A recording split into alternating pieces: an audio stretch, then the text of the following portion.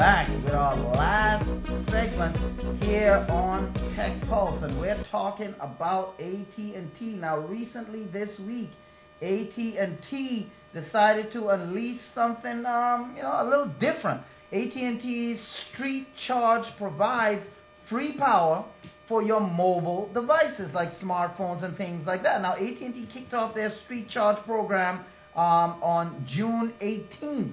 That's, what was that, Tuesday? June 8th, no, June 18th, yes, because, let's see, today is the 20th, Thursday, 19th, yeah, so Tuesday, they kicked off their Street Charge program, opening solar-powered public charging stations across New York's 5 boroughs.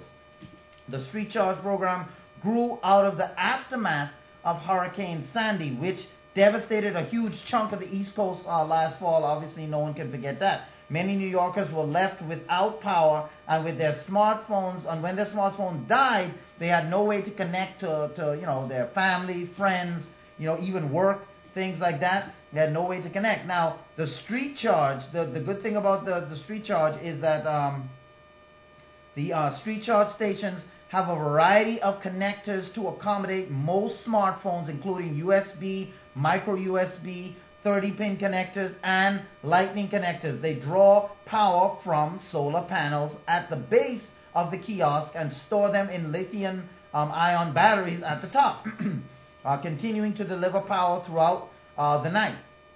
In the day, they use power directly just from the solar panels, and at night, the lithium power ion batteries that are charged gives you power at night. Now, Goal Zero, a leading provider of creative solar power solutions, worked with AT&T to develop the design. Now, we're going to show you some pictures of some of these here real quick. The power-efficient processors like the Qualcomm Snapdragon have led the charge in extending battery life, but batteries still have, obviously, physical limits. For travelers, especially public charging stations will be essential for staying connected. You come into a city and you're low on power on your tablet, you're low on power on your cell phone, you don't have anywhere to charge up. The idea behind these solar power stations is that they don't need traditional, obviously, electricity. They're not plugged in to the grid. So if a hurricane comes,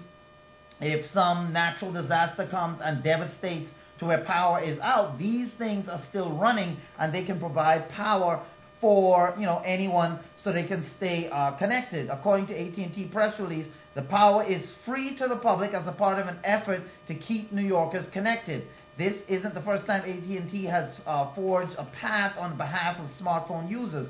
In New York, they were one of the first companies to provide cellular service on subway platforms, and they also provided free Wi-Fi at more than a dozen public parks in the region. So AT&T has done this thing before. Now, right now, there are 4 pilot locations strategically placed in heavily populated areas like Union Square, Coney Island, stuff like that. AT&T plans to have 25 locations up and running by the end of this summer. I mean, this type of forward thinking here is definitely what AT&T needs to do.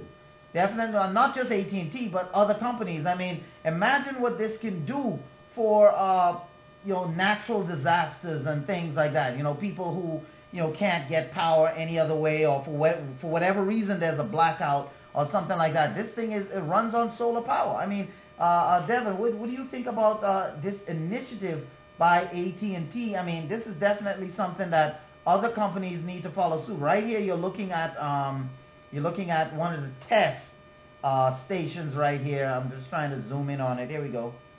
There you go. This is the test station. This is how it looks right here. This particular station, people can plug in their cell phones and charge up. There's a battery here at the base of it that supplies power at night and stuff like that. During the cloudy days, this thing can provide power. And the solar panels here on top help to collect the power. So you're using just solar energy in the day.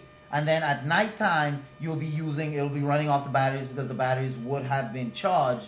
And here's another example of it right here. All of these in New York. Definitely, this is something that people need to definitely need to catch on. And this is something that if they can get this going throughout the city, not just New York, but throughout the U.S., this is definitely something good, especially here in Florida where hurricanes, I mean, New York, Devin, when you lived in New York, did you used to get a lot of hurricanes and stuff like that? No, only since I left they started getting, we shipped them back to New York. You shipped them back to New York. Yeah. So your hurricanes wasn't something you really had to deal with too much. No, it's increased lately significantly, and you know, it was part of my planning. Right. That I would be on the way down while the hurricane would start moving up north. But yeah, they've definitely increased tremendously, and so for us here in Florida, something like this definitely would be, because this came out of the wake of, Hurricane Sandy. I think this just should have been a natural transition, like those developments they have on the phone themselves. Right. They should have been looking into power sources, additional power sources, because they benefit. Right. Ultimately, they benefit the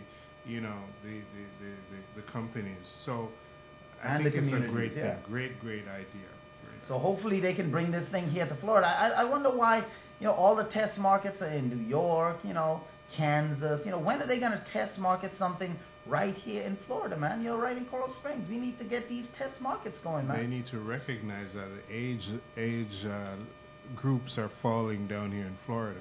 Exactly. They keep thinking that the old fogies are down here, and they don't use phones, so and they don't need anything. They are constantly plugged into their wheelchairs. That's what they're saying. They're hover around. Yeah. So we need to hold our hands up, say, look, don't forget us. Yeah, we too are in the social scene, as far as technology goes.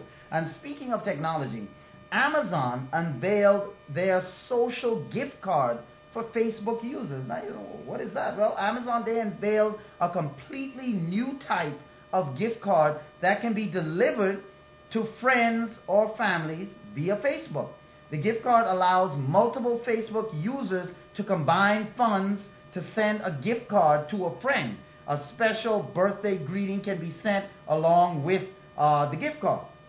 Again, we have a picture of this. Now, the way Facebook gift cards work is that a single friend, just so you know, a single friend starts the process by adding between $1 and $25 to an Amazon.com gift card attached to a birthday greeting or something like that, a well-wish, like graduation, whatever. The gift card funding process can start well before the person's birthday or the event or anything like that, and it won't show up on the friend's Facebook page until after their birthday. So the date you set, when you're setting this thing up, it won't show on their Facebook page until after. So if you want time to put more money in there or you want to get more family together, this is something that you started up, a gift card on Amazon attached to a birthday or attached to a date. And then other Facebook friends for the recipient can also donate money to help increase the amount of the gift card. Now, it isn't clear at this point if after the initial $1 or $25 gift card investment, if other friends have to donate specific amounts of money, or they can donate whatever they want, like $1, $5, whatever. If after that, the initial investment, people can donate any amount they want, I could see people receiving gift cards with some strange amounts, like $26 or $27.50 or something like that. Amounts you don't typically see in gift cards, because when you go to the store to buy a gift card, they have a set amount, like 20, 50, 100. You can't buy like, well, I want a 25. If they don't have 25, you can only buy in the increments that they have. This would be cool if Amazon allows that after the first purchase, after the dollar you put in, people could just add whatever they want. If they wanted to add $6, $20, $10, $15, whatever, they could just add whatever, and then the gift card would grow. And after the date, you put in the person's Facebook account information or whatever, and the date, and it wouldn't show up until that date hit. So it's not like you're putting it in and they know immediately. No, they wouldn't know that this gift card is being done until after the date comes. Then it would send them an alert saying that you have gift cards from these people. you know, because you'd put your name in there and stuff like that. So these people group together to give you a gift card on Facebook. So, you know, I mean, people are already, I mean, Devin, do you see this as an impersonal way? I mean, is this just a natural shift, or is things getting too digital to where people can't even give you a gift card anymore in your hand? I remember when giving people money as a gift was a big problem back in the day, because they were like, you know, you're not taking no time to buy the gift. You know, I don't want money. I want it from you. And then after a while, people warmed up to money because they realized, hey, I can buy whatever I want. You know what I'm saying? As opposed to getting some gift that I have to re-give. You know, do you see this as another way to keep people, you know, close socially, or is it just another, you know, tool that people are now just more disconnected? I didn't know there was another way to exchange gifts. I thought it's just gift cards. You know what I'm saying? It's really I mean, gift cards on Amazon, and then you check on your Facebook page, and it says these group of people.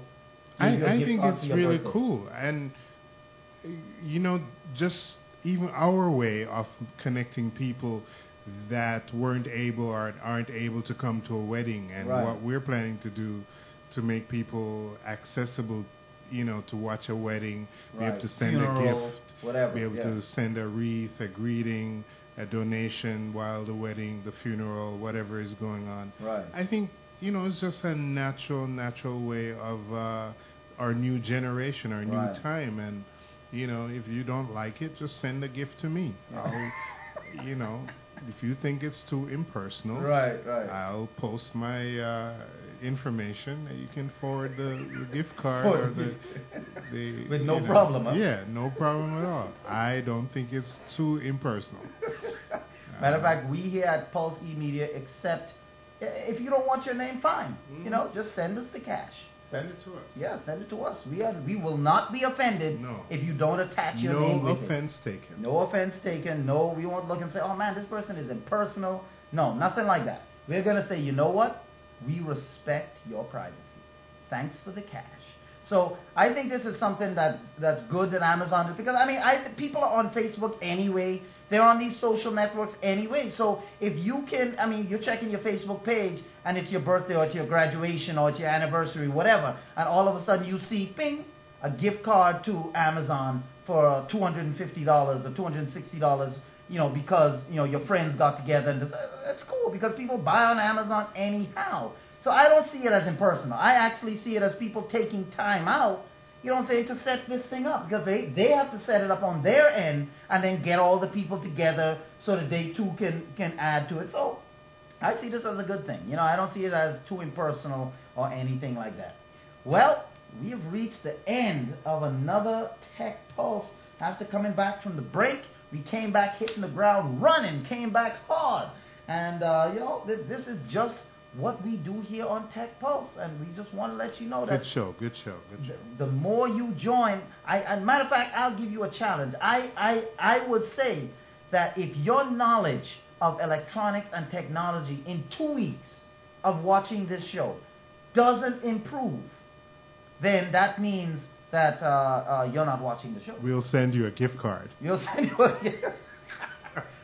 you a Amazon gift card. Yeah, you know. Because how much? Yeah, you know, a cent or, you know, something like that. But if your knowledge, we will challenge you that your knowledge will increase in terms of technology and what's out there and understanding what these things are doing in just 2 weeks of watching this show. You too will be knowledgeable.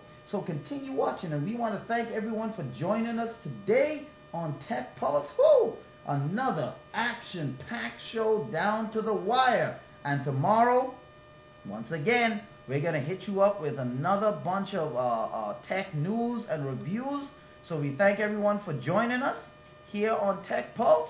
And, you know, enjoy the rest of your day. We're going to see you tomorrow, same time, same, as we say, same bat time, same bat channel. Check it out tomorrow. Peace.